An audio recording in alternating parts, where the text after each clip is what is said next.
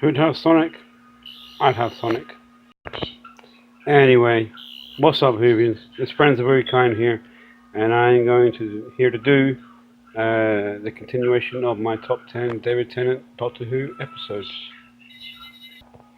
So we got 10 to 5, and now we're going to get 4, 3, and 2.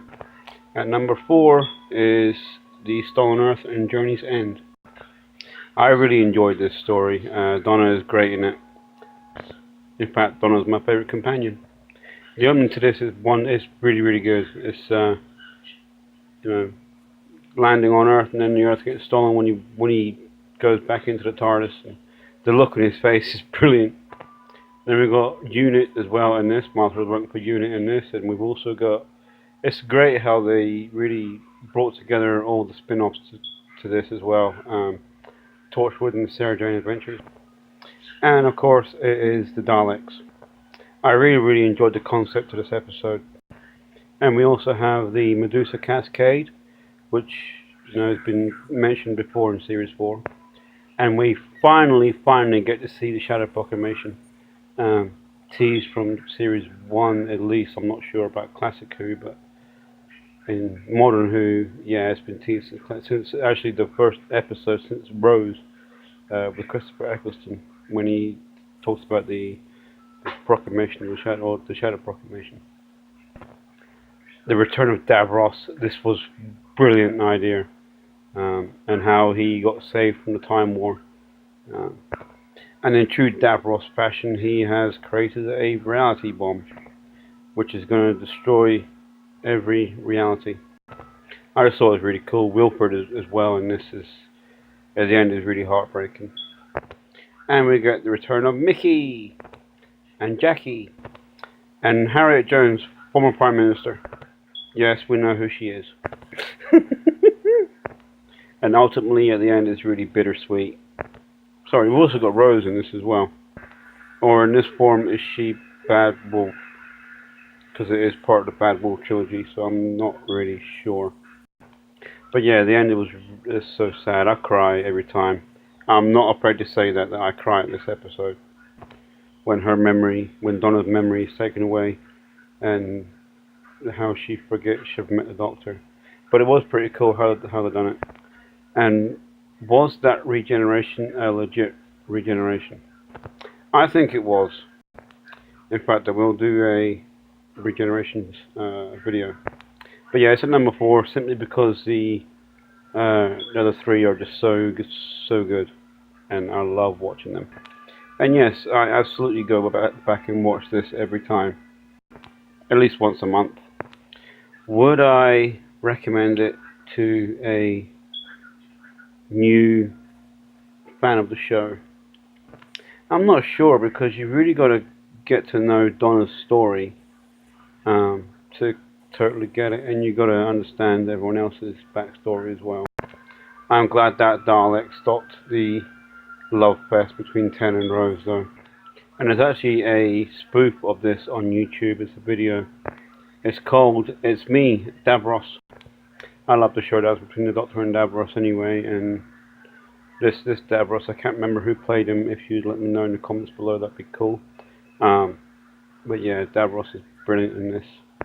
And we got Dalek Khan, who goes completely mad. It's awesome. And then we get 3 Doctors. The Doctor, the Metacrisis Doctor, and the Dr. Donna.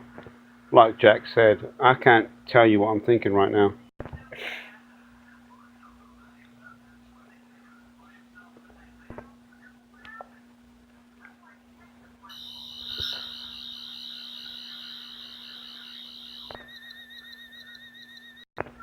At number 3, we have a 3-parter from Series 3, the finale from Series 3, Utopia, The Sound of Drums, and The Last of the Time Lords.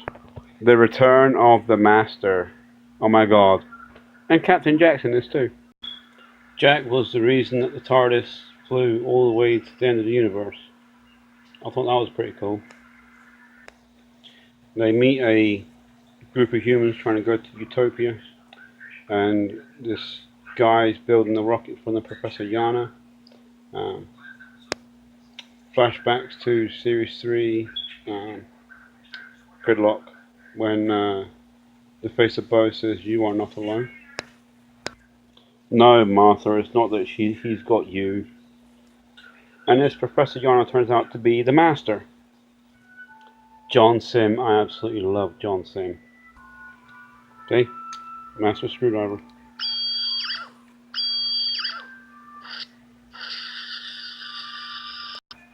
I think the only thing that lets the whole story down is the psychic thought energy thing. But I thought Martha really came into her own at the end of this, traveling the world. Um, there is a book out that actually I was watching a live stream of Dr. Blue, and he has the book about what Martha done on her travels. Can't remember what it's called, but apparently it's really good. I never read it myself, but apparently it's really, really good. Shout out to Dr. Blue there. But yeah, it's a really good story. Harold Saxon takes over the world. It's brilliant. Not the first time the Masters tried that, and it wouldn't be the last either. And at the end, the whole face of bow thing. I'm going to be doing a video about that. Fan theories, it's going to be called. But yeah, a really, really good watch. I love the Master anyway, as you can see. And in my opinion, John Sim is, well, he is the definitive Master of the new series. For me, I haven't really watched a lot of the other Masters. I've watched Roger Delgado in the Sea Devils. And Eric, what's his name? Eric, I can't remember his name. Let me know in the comments. But in the Doctor Who movie, Eric Roberts. Anyway, let's just forget that he was the Master, because I didn't get it, the whole snake thing. But and also obviously Missy. I've seen Missy. But out of the four that I've seen, John Sim is my absolute favourite. Anyway, moving on to number 2. The End of Time. The Master's Return. Obviously, David's last episode. I enjoyed the storyline. It was kind of weird at the beginning where they resurrected the Master, but they had to do it somehow. Then he comes back more unhinged than he did in the Son of John's and Last of the Time Lords. And then we had the Return of the Time Lords as well as the cliffhanger. But yeah, it was a really good watch. David's last, well, not last line, but the scene with Wilf, I never saw that coming. He will knock 4 times. Never thought it'd be Wilf. But yeah, Wilfred is great in this as well. I think it's cool how the Doctor couldn't really foil the Master in this. And everybody in the world turned into the Master. Absolutely brilliant. Even with the energy stuff that was flowing out of him. I just want to say, Timothy Dalton as Rassilon. How did Russell T Davies manage that? And why didn't he ever come back? Instead we get this old guy in Hellbent. Timothy Dalton, please come back. You know there's trouble when James Bond is Rassilon. And the tour, the reward tour that the 10th Doctor goes on, that's really, really emotional. But like I said, in the 10 Christopher Eccleston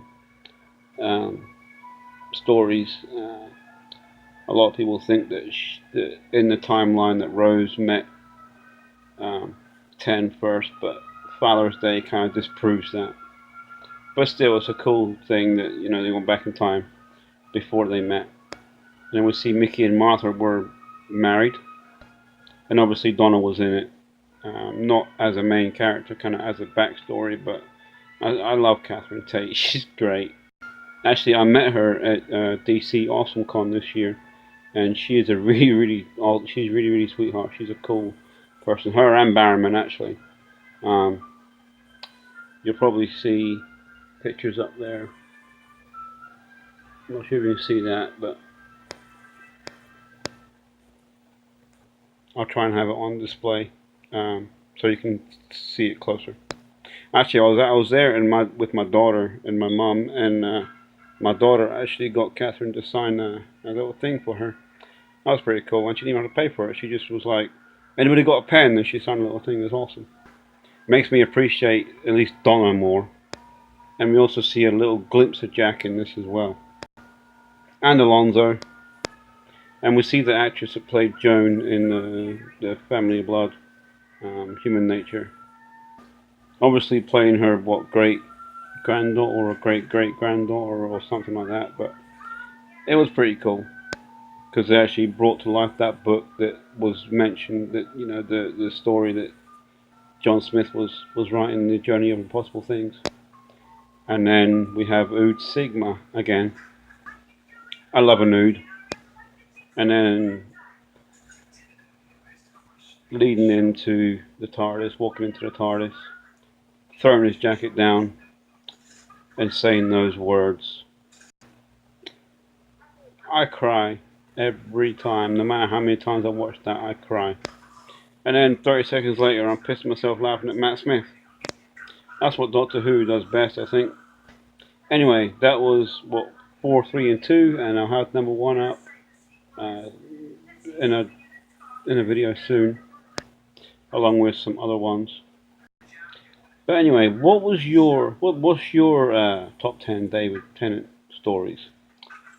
Let me know in the comments.